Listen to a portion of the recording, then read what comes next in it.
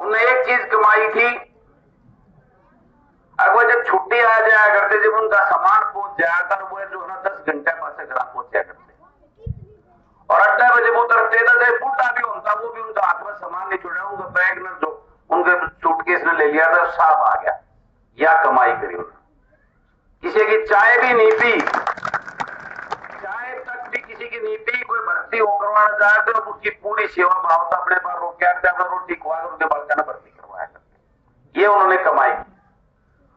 और भगवान ने उन्हीं के अच्छे कर्मों की वजह से हमारे को इस लायक बना दिया ना। मेरा तो जो घर के हिसाब तो जो साइकिल चलाना करना था, बस कड़क चलाऊं था।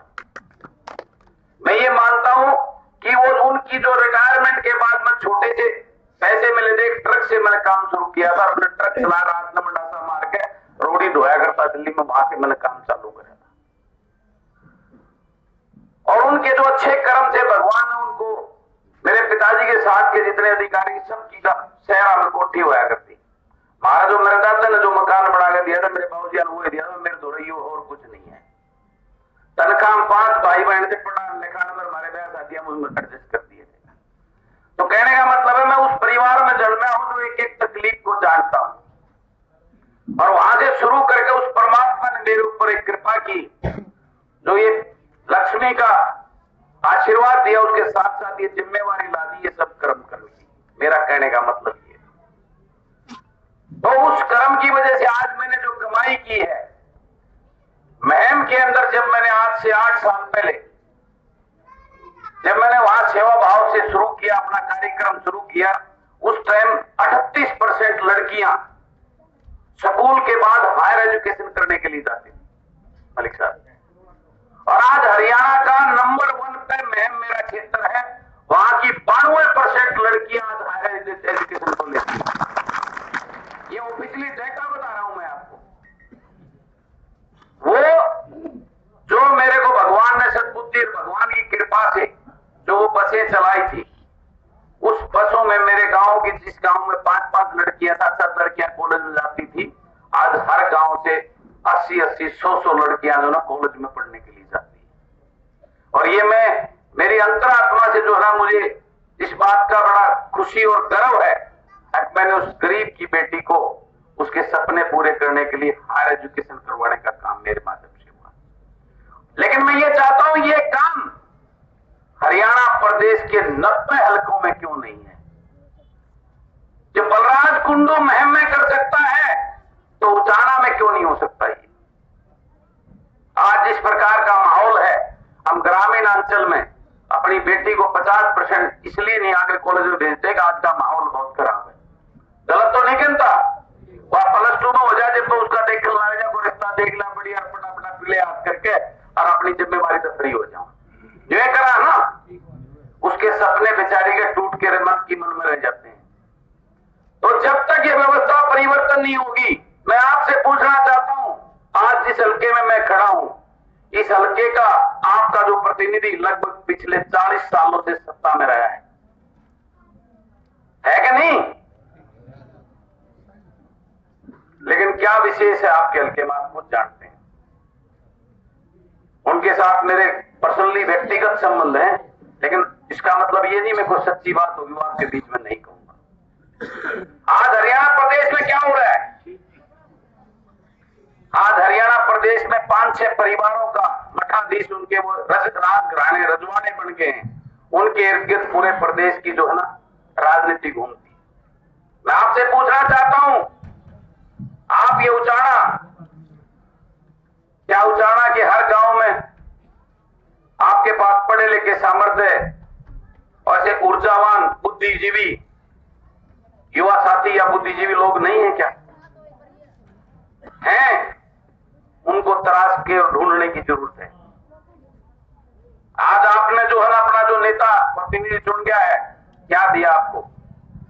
सिर्फ रॉयल्टी, अपने दादा परदादा के नाम से आपसे वोट लेकर, और आज जो काम कर रहा है आप सबके सामने। क्या भाषण दिए जाते हैं जमुना पार भेजने के, आप सब जानते हैं। वो जमुना पार खट्टर तो गया नहीं, लेकिन वो चौधरी देवीलाल को जरूर जमुना पार जो है ना यूपी बॉर्डर पर उसका स्टैचू ला दिया इनने। तेरा होगा ना आप लोगों ने, वो आगरा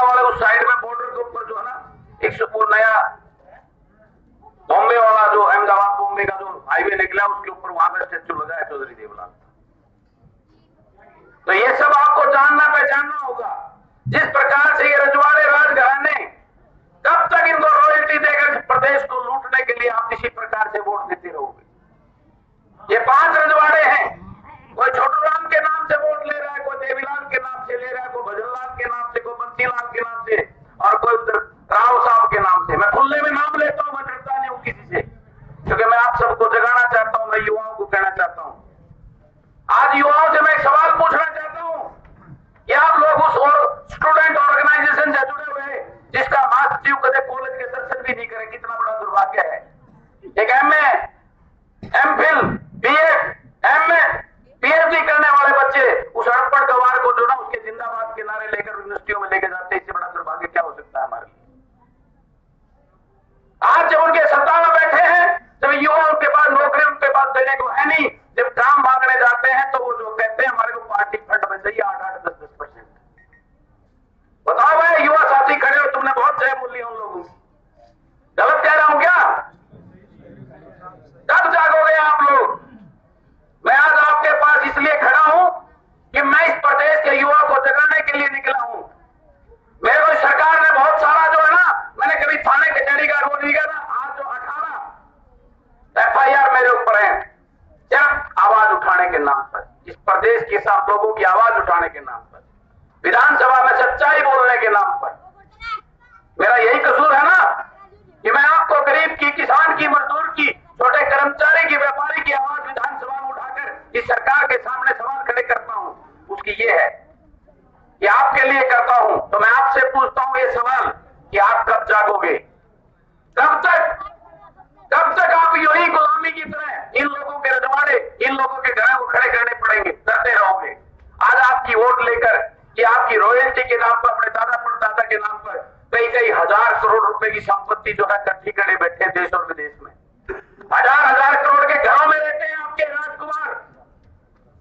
और आपके सामने पिछले दिनों की जो घटना हुई है कि युवाओं को कहना चाहता हूं, बताना चाहता हूं मैं, वो तालुका पवन, उसकी मौत कोई आसान हो और सामान्य खुदकुशी नहीं है, उसने आप सबको जगाने के लिए अपनी प्राणों की आहुति दी। मैं आपको बताना चाहता हूं, एक गरीब किसान का बेटा, इससे बड़ी बात क्या होगा, क्या लिख के गया है कि बापू, इस जीवन में जो आपका सपना पूरा नहीं कर पाया, अगला जन्म लेकर फौज में भर्ती होकर सपने को पूरा करने का काम करूंगा।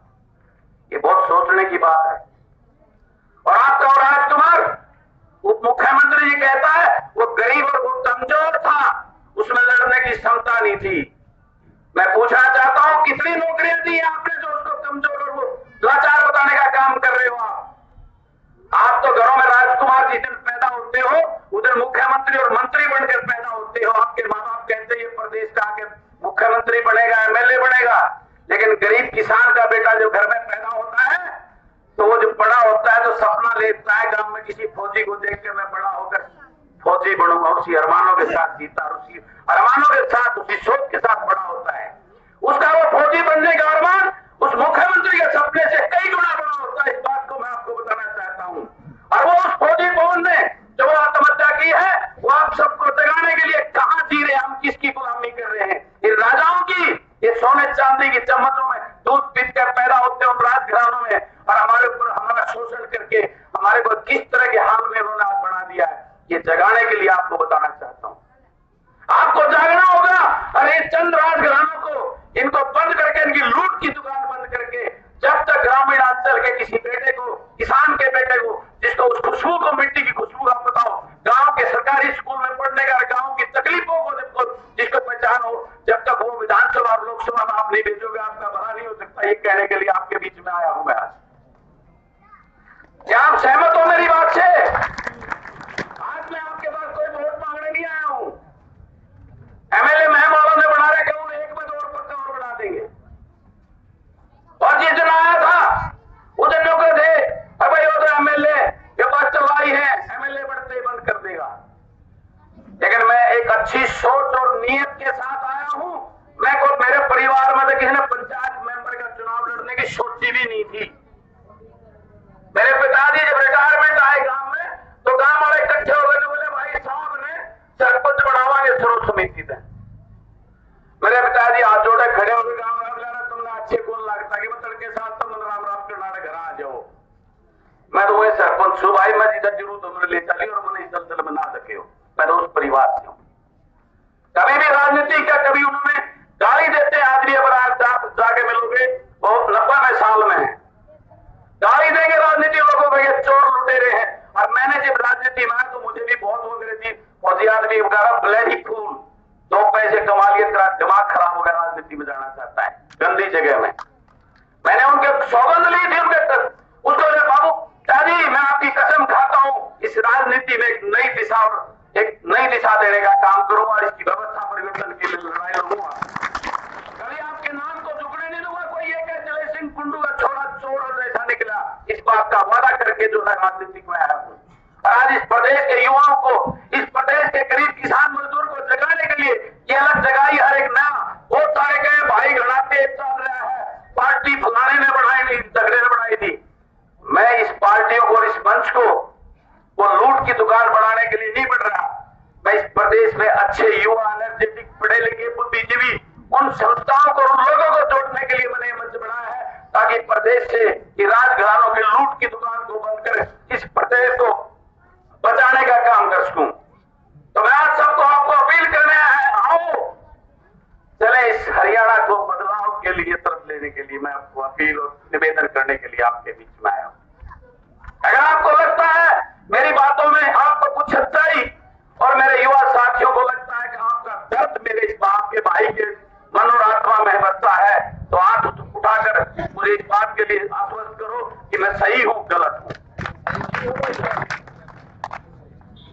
तो आप इन पार्टीबाजी से ऊपर उठकर, इन पार्टी की अंधभक्ति को छोड़कर क्या इस हरियाणा प्रदेश को विकास की तरफ, इस हरियाणा प्रदेश के युवा के भविष्य की लड़ाई लड़ने को मेरे साथ आएंगे? मैं आपसे यही पूछना चाहता हूं, क्या उसके लिए आप तैयार हो? मैं आगे बढ़ूं? मैं पहली अगस्त जनसेवक मंच बनने के बाद में आज पहली बार मैं इस प्रदेश में निकला हूं और आज 2-3 प्रोग्राम करके आया हूं। एक टोहाना में, एक उकलाना में खेतर गया था, एक आपके पास आज पहला दिन है मेरा। और पहला दिन इस संघर्ष की भूमि में जींद के ऐसे उकलाना जो एक जंगी हो रहा है आज, जिसका एक अपना इतिहास है, उसमें आकर आपके बीच में आह्वान कर रहा हूं, क्योंकि यहाँ जींद की धरती से इस प्रदेश की सत्ता और दिशा बदलने का काम होता है, यहाँ से आगाज होता है। तो आज आपके बीच में मैं इसी मुद्दे और उद्देश्य को लेकर आपके बीच में आया हूं। मुझे ऐसे ऐसे डायनेमिक ये बच्चे, युवा साथी, ये भाई बुद्धिजीवी मेरा साथ दे दो। मैं वादा करता हूं मेरे को जिस दिन मेरे बगे 50-40 विधानसभा में, लोकसभा भेजोगे, ये वादा करता हूं रोज आप जिस तरह क्षेत्र में वहां पे धरना लगाए बैठे हैं, खेड़ी चौक में धरना लगाए, रोज आप खटकटोल में बैठे जो वादा करते हैं कि आपको कभी धरने प्रदर्शन करने की जरूरत नहीं पड़ेगी। आपके वकील, आपके जनप्रतिनिधि, आपके एमएलए, एमपी आपकी लड़ाई लोकसभा में, विधानसभा में लड़कर आपके हक लाने का काम करेंगे, इस बात का वादा करता हूं मैं आपको। और सत्ता में बैठे लुटेरों की दुकान जब तक बंद नहीं होगी, जब तक यह संभव नहीं होगा, जब तक ग्रामीण अंचल के किसान का बेटा, गरीब का, मजदूर का बेटा, छोटे कर्मचारी और व्यापारी का बेटा जब तक उस स्थानों में नहीं भेजोगे, ये रजवाड़े कभी आपको पनपने और फूल नहीं देंगे। इस बात के लिए आपको जगाने को, सचेत करने के लिए आपके बीच में आया हूं। मैं ज्यादा तो नहीं बोल गया कि मैं, क्योंकि मेरे दिल की आवाज है, मैं राजनीति बातें नहीं करता, ये मेरी अंतरात्मा की दिल की आवाज है। इन्हीं चीजों को लेकर मैंने जनसेवक मंच का ऐलान किया है, और ऐलान किया है चेक करने के लिए क्या इस प्रदेश के लोग वाकई में इस राजघरानों की राजनीति से कितने तंग है, क्या इससे पीछे छुटकारा, पीछे छुड़ाना चाहते, छुटकारा पाना चाहते कि नहीं। अगर आप सहमत हो तो मैंने 78 34 800 800 एक नंबर, टोल नंबर 78 34 800 800, अगर आप सहमत हो और उससे जुड़ने के लिए अपनी सहमति तो उसे मिस कॉल करके जनसेवक मंच से जुड़कर मुझे ताकत और ऐसा आगे बढ़ने का हौसला देने का काम करें। इन्हीं शब्दों के साथ मैं पुनः पूरे मेरी सरदारी को उजाड़ा की, और भाई अनुराग और मास्टर जी ने जो अनुराग भाई का जो प्यार देखकर